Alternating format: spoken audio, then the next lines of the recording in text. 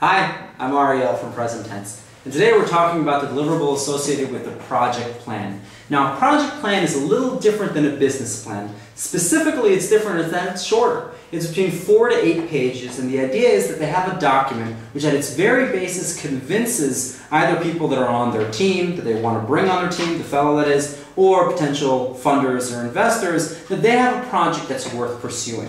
Now, the reason that we do a project plan is because a business plan is very, very long. It can be between 10 and 40 and even 100 pages, and oftentimes a business plan someone gets so obsessed with that they don't actually do the work of the project. So we've developed a project plan format for social entrepreneurs in their beginning stages to be able to at least create a body of knowledge big enough for people to be able to use in attracting potential volunteers, investors, etc. So today we're talking about the project plan. Now, the way that we're doing the project plan, or we structure the project plan, is like a pyramid.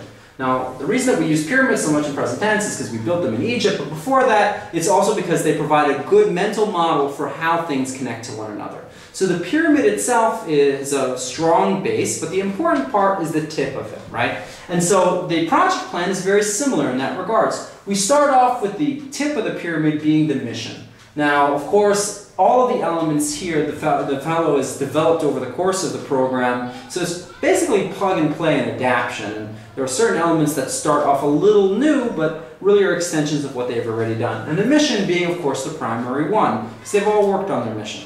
So the first element is the mission, the idea being that that's the sharpest, most clearest vision of what the fellow has to offer the world. Beneath the mission are the goals that the fellow is setting. Those goals are more than the mission. There are more goals associated with any project than the mission itself, and they of course lead to the mission, and the mission sits on them. Beneath the goals are the objectives, and the objectives are the activities that the fellows are going to do, which we're going to associate later. And that these are the things that are a little bit more spread out in terms of the course of the project itself, not just what the project is going to accomplish. And the idea being that anyone who picks up a sheet of the project plan, the first sheet of the project plan, will be able to understand what the mission is, what are the few 3 or 5 goals that the person is setting, and what are the objectives that these people want to accomplish over the next year. Following that, we ask the fellows to provide a certain set of context. The context comes from the environmental scan, and the idea being that if the fellows can say, well, here are the groups, the organizations that have been working in our space currently, here are their objectives, which are a subset, or rather a larger set than our own being a subset of that, and the associated goals of them, and this is how we're different. And how we're different after environmental scan, or the context level, comes your set of assumptions. And your assumptions are about the target population that we're working with, that is, that there are 60 people in the Boston area that are interested in X, or there are 100 people in the LA area which need Y, and you set those assumptions up for the very beginning as to why you're going to be doing what you're doing and how you can even measure it. From your assumptions, you go straight into your metrics. That is, if you're going to be measuring what you're doing, well, you're measuring them based upon your assumptions.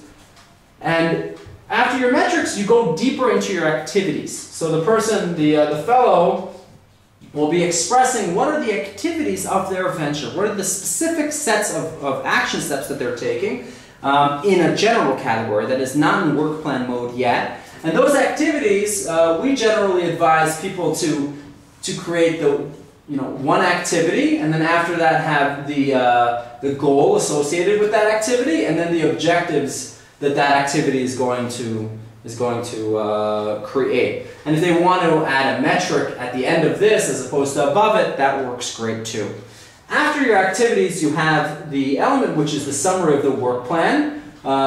And that's, of course, they're not going to do a whole work breakdown structure work plan here. It's saying in phase 1, we're going to do X, Y, and Z. In phase 2, we're going to do A, B, C, and D. In phase 3, we're going to do L, M, N, O, P. Right?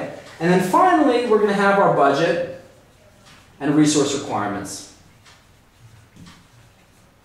Now, if they can get all of these things on a document 4 to 8 pages long, that creates and crafts a narrative that enables the reader of the document to trust that the fellow has what it takes to get this thing off the ground, they're going to be more than successful. We generally ask that they include certain elements if they can, such as risks at the bottom of the document, or even team. If they can at this point, they're certainly going to do it in the next. So just to be clear as to where this fits in, the project plan deliverable comes after they did a lot of the basic work understanding their vision, their value proposition, their environmental scan, their business model, developed a small prototype of it and learned from it, and finally are ready to bring that all together. On the next deliverable, we're going to talk about the executive summary, which takes all of this information and brings it into one page that you can give someone who has very little time. Thank you very much.